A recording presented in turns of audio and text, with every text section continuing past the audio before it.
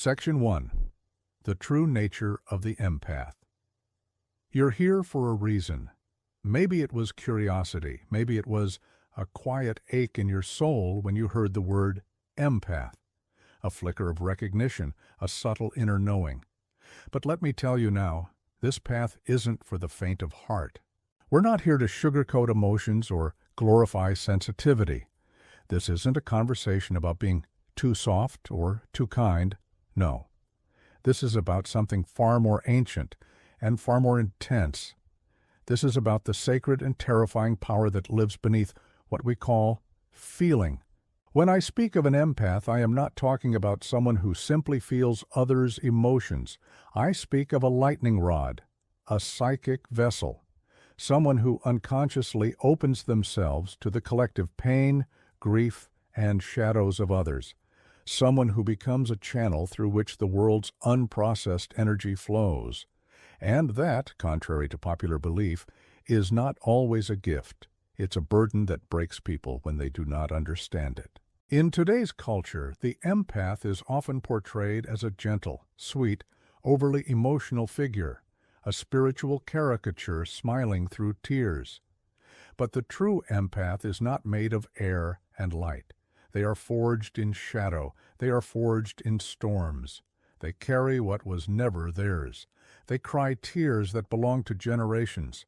They ache with pain they do not understand and cannot name. That is where our journey begins, not in the celebration of empathy, but in the reckoning with it. Section 2. The Cost of Unconscious Empathy. There is a hidden cost to feeling deeply. Empathy, when unconscious, becomes a silent agreement to carry what no one else will. Most empaths don't know when the pain they feel stops being theirs. They walk into a room and immediately begin absorbing, adjusting, filtering. They smile when they're actually hurting. They break down for reasons they can't explain. Why? Because they are picking up energy that was never meant to live inside them. Unconscious empathy is not healing, it is possession. The empath becomes a psychic dumping ground for the emotions, wounds, and shadows of others. This isn't metaphorical, it's energetic, it's archetypal, it's real. Imagine a healer vomiting in a field, not from sickness of the body, but sickness of the land. That is the empath. They bleed from invisible wounds.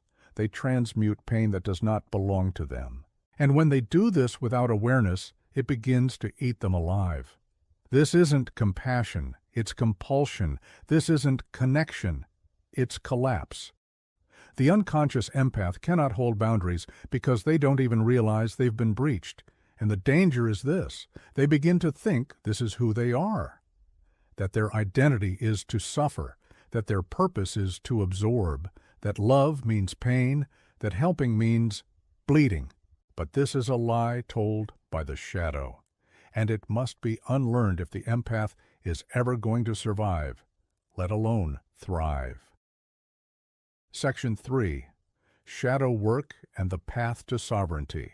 If you want to reclaim your empathy, your true empathy, you must be willing to go to war with your own unconscious.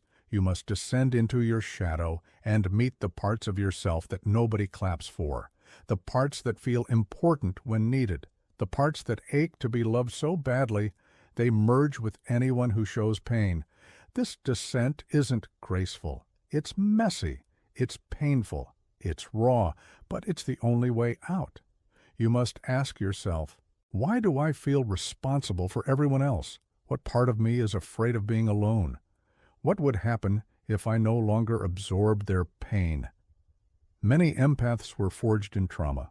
A child who had to monitor every shift in a parent's mood to stay safe, a boy who learned to make jokes to pull his mother out of depression, a girl who was punished for crying, so she became the one who held it together for everyone else. These are not signs of spiritual enlightenment. These are survival mechanisms. And while they once kept you safe, they now keep you stuck. To walk the path of sovereignty, you must mourn the self you built to survive.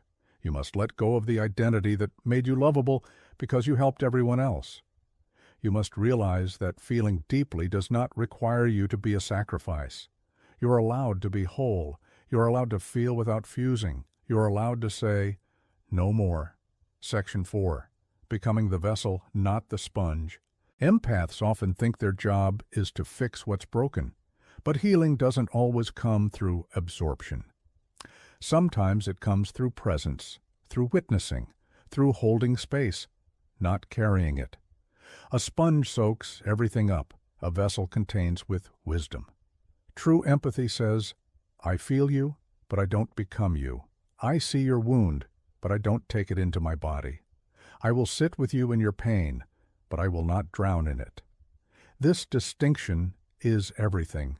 Most empaths blur the line between compassion and codependency, between love and fusion, between care and collapse. And so they lose themselves in the shadows of others. They forget their own name. They wake up in relationships where they are constantly giving, constantly carrying, constantly empty. But this is not what empathy is meant to be. Boundaries are not selfish. Boundaries are sacred. They are the structure that allows the fire of empathy to burn without consuming you. They are the spine that supports the open heart. To become the vessel is to become the mystic, not the martyr. It is to know when to hold space and when to step back. It is to offer your presence, not your soul. It is to say, I see you, but I also see me. Section 5. The Alchemy of Conscious Empathy. When empathy becomes conscious, it becomes sacred alchemy. You no longer walk into rooms scanning for pain to fix. You walk in rooted in yourself. You no longer absorb people's wounds. You reflect their truth back to them. You become a mirror of potential, not just pain. But this is a path of initiation, and like all initiations, it never ends. Even the conscious empath must be vigilant, because the moment you believe you're healed, above it all, the shadow returns, this time smarter, subtler, wearing the mask of the wise one, the healer, the magician. So every day you ask, is this mine? Am I feeling or am I fusing? Or am I present or am I performing? You stop rushing to save.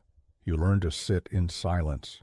You understand that sometimes not helping is the greatest act of love, because not everyone is ready to be saved, and it is not your job to carry those who will not walk. Instead of being drawn to chaos, you begin to crave clarity. You seek relationships that honor you, not drain you.